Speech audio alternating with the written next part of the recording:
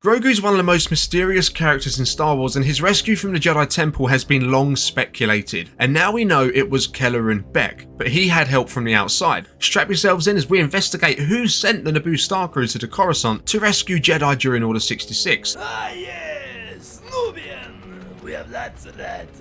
And there's a good chance this rescue isn't all it seemed. You see, during the Mandalorian Season 3 Episode 4 or Chapter 20, we pick up with Grogu's flashback scene, continuing from what we've seen before in the Mandalorian Season 2 in the Book of Boba Fett, and it's on Coruscant during Order 66 at the Jedi Temple. Now at this point in time, Anakin is currently storming the Jedi Temple with the 501st Legion, and is killing any Jedi including younglings in sight. We actually had scenes from this exact period of time in the Kenobi show where we saw Anakin slaughtering younglings including Reva with her escaping, but that just shows you the big large scale of the event, how much was actually going on, so it's no surprise to me that you are still finding out about Jedi Masters surviving and younglings going into hiding as well. Now with Grogu's flashback, let's take it back to where this all started, and that would have been in Season 2 of The Mandalorian where he had that interaction with Ahsoka. We learned he was raised in the Jedi Temple on Coruscant, so he likely knew many of the Masters we saw in the prequels and new ones like the one we've seen in The Mandalorian Season 3. Possibly he even knew Anakin himself. Grogu was born in the same year as Anakin after all, so it's likely the two possibly even trained together now and again. Now previous flashbacks have shown us Grogu was being protected by Jedi during the Temple attack. A lot have speculated who was behind the doors in the latest Grogu flashback that was released in the trailers. Well, it turns out it was clone troopers.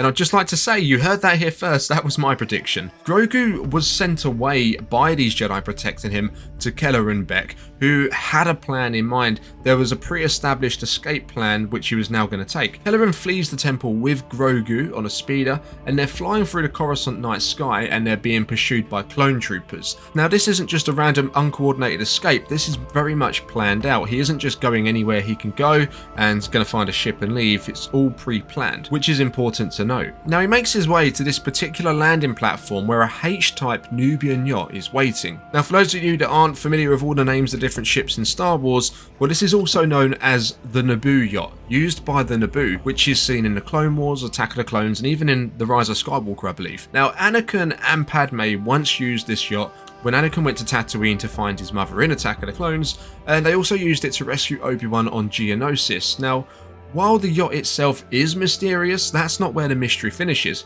It's actually the people waiting with the ship that really sparks my interest. You see, they are actually the Naboo Royal Security Force, and their job is to protect the Queen of Naboo and the Senators. For the security force to be there waiting for surviving Jedi to arrive, someone would have had to have sent them, someone with authority over the security force. So let's look at it how it is, shall we? The Naboo Security Force don't have particularly strong ties with the Jedi, they're not affiliated with them really, and let's take into account this is a life-threatening mission for their members, so I don't think this is something they would have done on their own backs. Someone would have had to have sent them, but Naboo isn't against Coruscant at this point in time officially. Now this would have had to have been someone with some kind of power over the security force or sway within Naboo, maybe friends in high places, someone with an affinity for the Jedi as well, and someone who has direct contact with the Jedi in order for the Jedi to know the escape plan and what to do and where to go, because this will happen in last minute.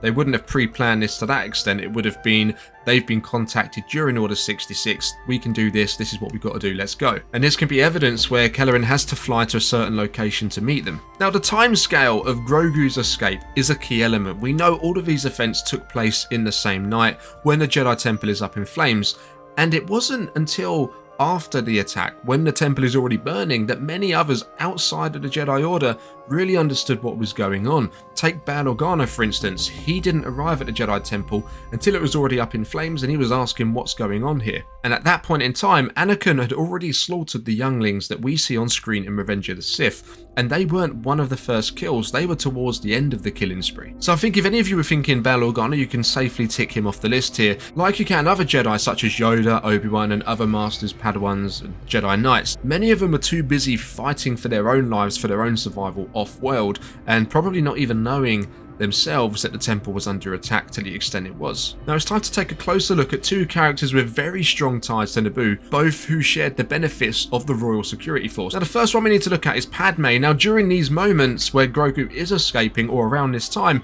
we can see Padme watching the Jedi Temple burn from her chambers. Now, she's visibly upset at this moment, and although Padme was a senator and a former Queen of Naboo, so she would have very close ties, probably the closest ties you could get, she was seemingly unaware of just what's actually going on. She was actually unaware of Order 66. All she knew was there's a situation at the Jedi Temple and Anakin's there, so she doesn't know all the Jedi younglings and all the Jedi are being slaughtered, so how would she know to send a ship there to save their lives? Another possibility here would have been Jar Jar Binks, and I know a lot of you have been talking about this one, but it is possible. Now, especially with Ahmed Best, the actor who played Jar Jar in the prequels, he has returned and he is actually portraying Kelleran Best in the Mandalorian series. It's possible he could have another role in the show and make an appearance as Jar Jar Binks somewhere along the line. Now, the Jedi once saved Jar Jar's life, so that is motivation for him to want to help them to return the favour, but what's more, it would also atone for his part in Palpatine ascending to power and maybe putting to bed the Jar Jar Sith theories once and for all. But in my opinion, they kind of look a little bit too on the nose, a little bit too obvious to where we're kind of heading in the Mandalorian, I think. So let's take it down another route. But don't get me wrong, they're both possibilities, but there's someone else who is even more likely. Now, if we think back to when Grogu interacted with Ahsoka, she said that Grogu's memory goes dark after he was rescued from the temple during Order 66, or she said taken from the temple. Now, does that mean wherever Kelleran is going leads to the darkness that Grogu has within his mind? Could this whole rescue be a setup? It's something we certainly need to explore. Now, we need to take a look at Palpatine, old Sheevy Palps. Now, he was on Coruscant during the temple attack. He has ties to Naboo, being that it was his home planet. He is the former representative for the planet as well, so he has ties within the political side of things, and he's now Chancellor of the Galactic Republic. So you can bet your bottom dollar Palpatine could have sent the Naboo security force there if he wanted to. But then we have to ask ourselves, why?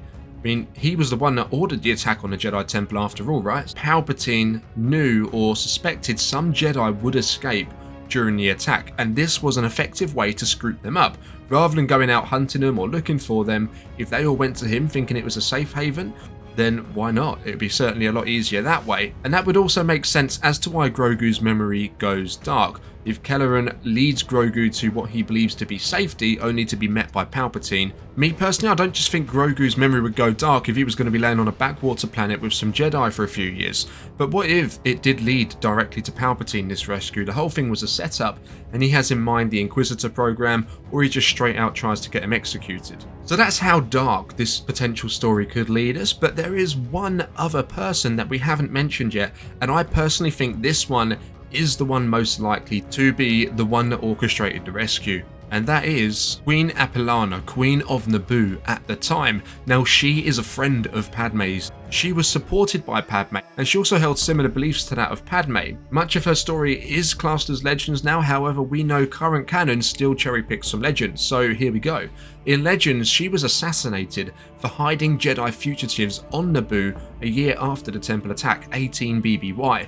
She was also distrusting of the Empire. She never believed the official story that was rolled out explaining Padme's untimely death. Now, with a slight modification to the story, which often happens in Star Wars, the original version says that once the Queen was assassinated, all the Jedi she was hiding were also killed, and the ones that escaped were later tracked down and killed as well.